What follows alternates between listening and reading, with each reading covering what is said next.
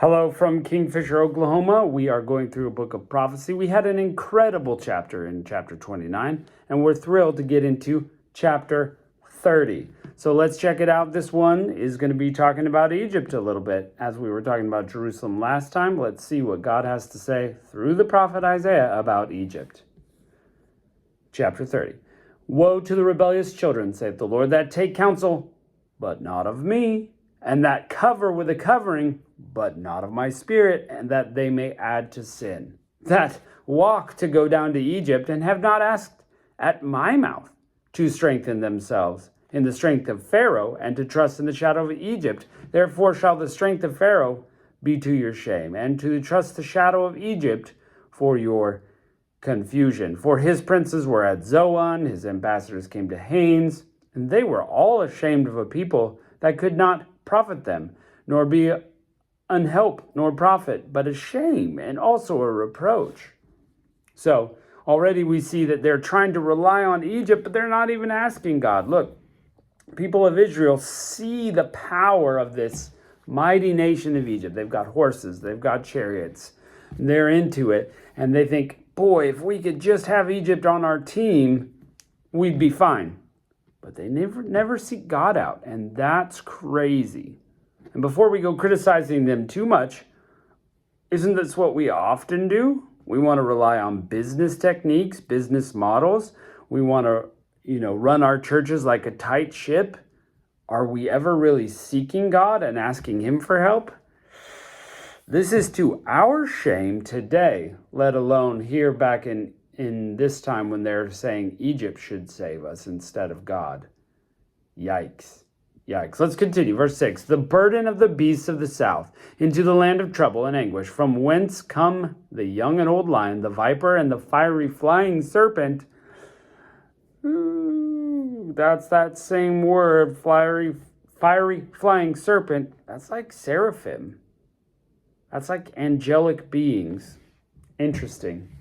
Anyway, they will carry their riches on their shoulders of young asses, and their treasures upon the bunches of camels, to a people that shall not profit them. For the Egyptians shall help in vain, and to no purpose. Therefore I have cried concerning this, their strength is to sit still. You're not going to succeed. You're going to go to Egypt, you're going to carry this wealth to them, and it's not even going to go to the Egyptians. You're not going to get to keep it, and the power that comes from it, not going to help you. Verse 8, now go, write it before them in a table, write it in a book, that it may be for the time to come forever and ever, that this is a rebellious people, lying children, children that will not hear of the law of God, which say to the seers, see not, and to the prophets, prophesy not unto us right things, speak unto us smooth things, prophesy deceits, get you out of the way, turn aside out of the path, cause the Holy One of Israel to cease before us. Don't you just want to pull your hair out listening to that? If I had hair to pull out? Listen, these guys are saying, tell us what we want to hear. We want to be comfortable. Yikes. Stop telling us hard things to hear. Stop telling us the truth. Make your speech smooth. Make it delicate to listen to. That will go down and make us feel great. But get the holy ones out of here. We just want to feel good and keep doing what we're doing. Doesn't this happen in churches today? Absolutely. Doesn't this happen with traveling preachers and things like that won't speak the truth, but instead they want to speak things that make people feel good because, hey, when we're feeling good, everything's rosy. Forget change. Tell me something that's already true of me so I don't have to change my life and that I can agree with you. Don't speak the truth. Brothers and sisters, wow. If our pastors aren't speaking truth, if the Bible is not preached and its truth held to, we are in trouble. We are in big time trouble, just like Israel was here. Yikes.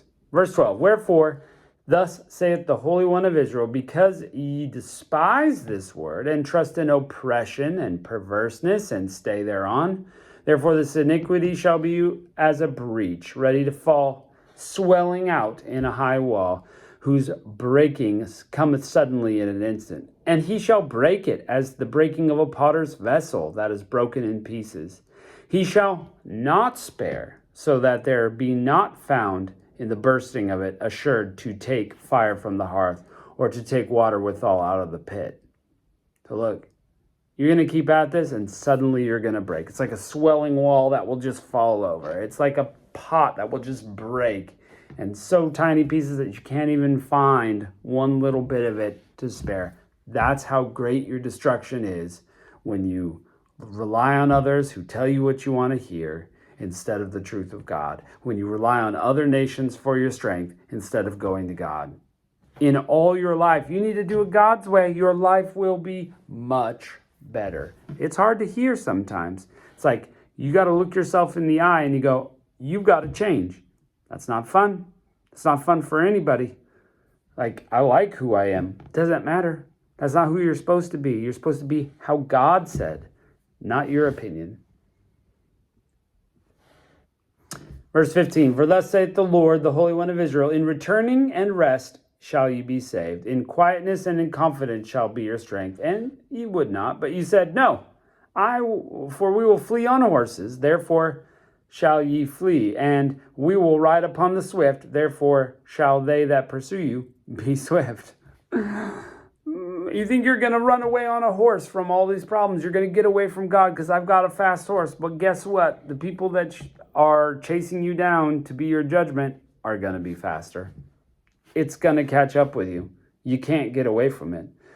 1,000 shall flee at the rebuke of one, and the rebuke of 5 shall ye flee, till ye be left as a beacon upon the top of a mountain, as an ensign on the hill. There's just be nothing left.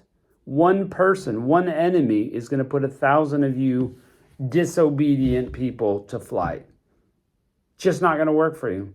Therefore the Lord will wait, and may he be gracious unto you, and therefore will he be exalted, that he may have mercy on you. For the Lord is a God of judgment. Listen, that's huge. The Lord is a God of judgment. It says it right there. The Lord is a God of judgment. We don't want him to be. We want him to be a God only of grace and mercy. Yes, he has grace. Yes, he has mercy, but he also is a God of judgment. And only he knows how to do that perfectly. We as humans don't. But there is a perfect balance there. I'm going to give you mercy. I'm going to give you mercy. I'm going to give you mercy until you are no longer savable. Judgment. And he knows where that line is, for he knows all things. Well, the Lord God is a God of judgment. Blessed are they that wait for him. For the people shall dwell in Zion at Jerusalem.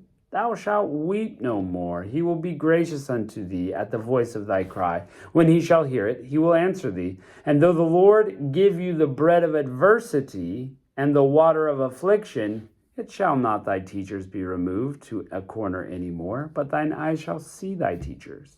So eventually, after the judgment, it's going to come restoration. You're going to eat the bread of adversity. You're going to go through tough times. You're going to have the water of affliction. Bad things are going to happen. But eventually, you're going to see the teachers again, and they'll teach you. 21, and thine eyes shall hear a word behind thee, saying, this is the way, walk ye in it, when you turn to the right hand, and when you turn to the left. So, when you start to get off track, there's going to be a voice saying, hey, get back on path here. 22, you shall defile also the covering of thy graven images of silver, and an ornament of thy molten images of gold, and thou shalt cast them away as a menstruous cloth. Thou shalt say unto it, get thee hence. Okay, you're worshiping false gods right now. Images of gold and silver, which were illegal under the law, immoral under the law, and you're going to cast them away as though they were a menstrual cloth. In a woman's impurity, you're just going to get rid of it because it's filthy.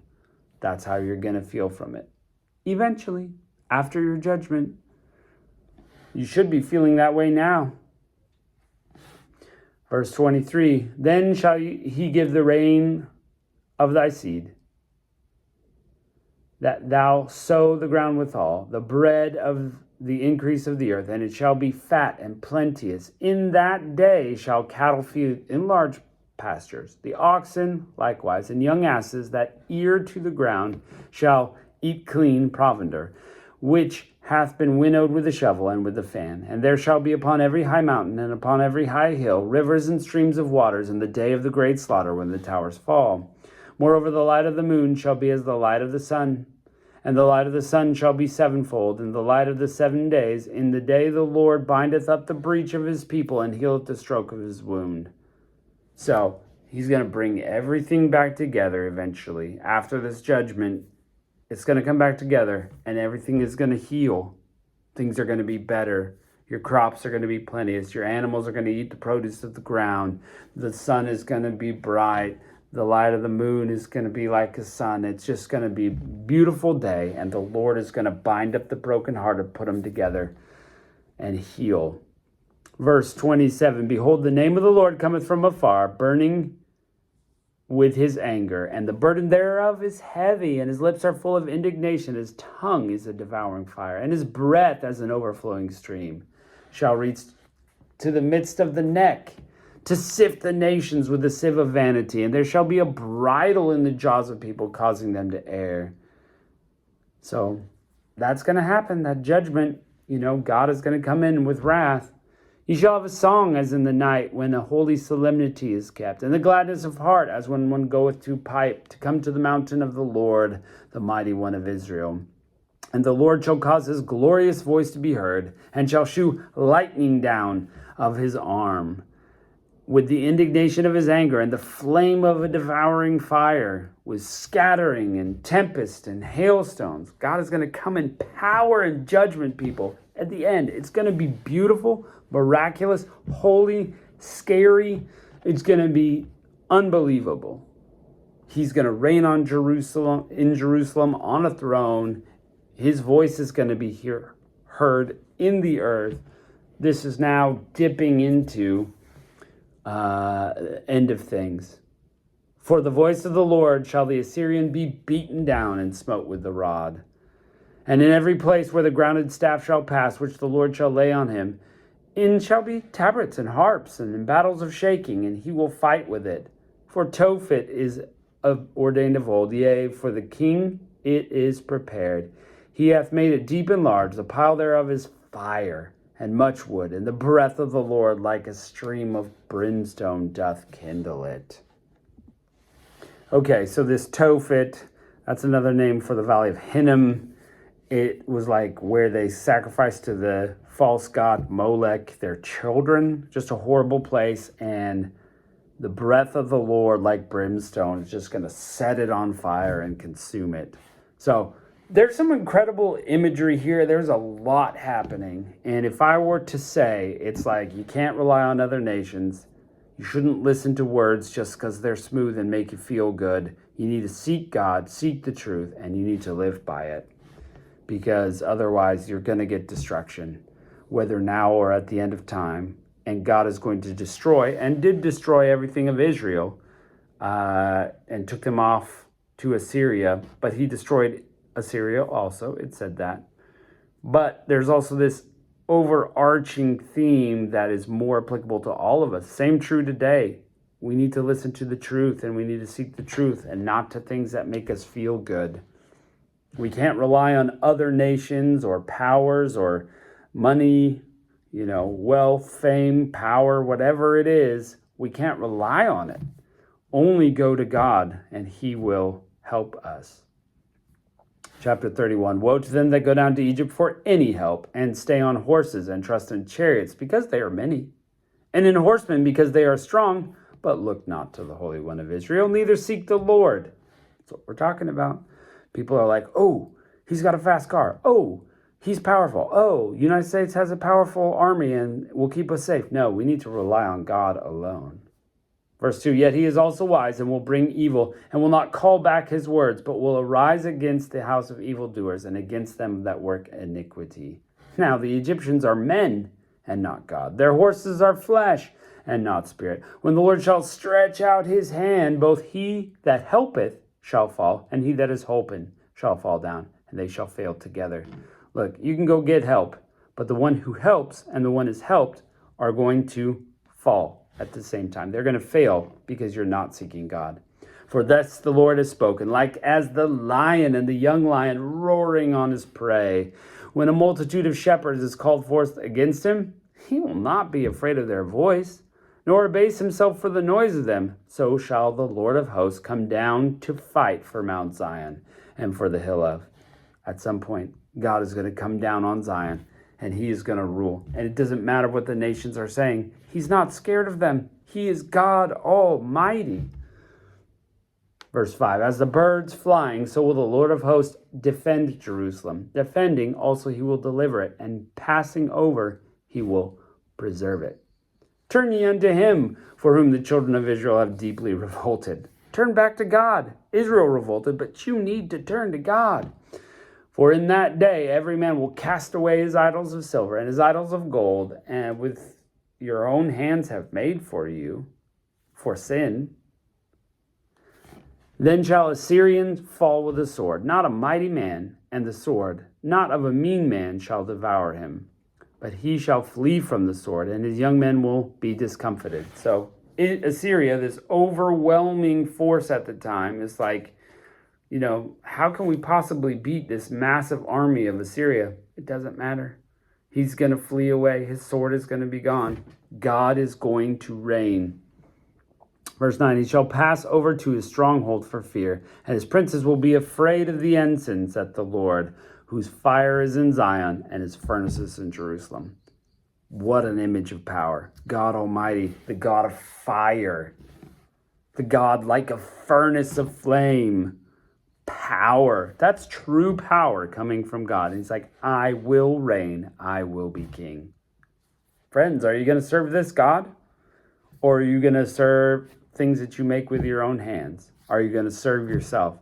Because power comes from God, true power, true judgment. God is a God of judgment. That was pretty amazing saying. So, all right, well, we're going to see how this goes for Isaiah as we continue on through the chapter. Thanks for joining us, and we'll catch you next time.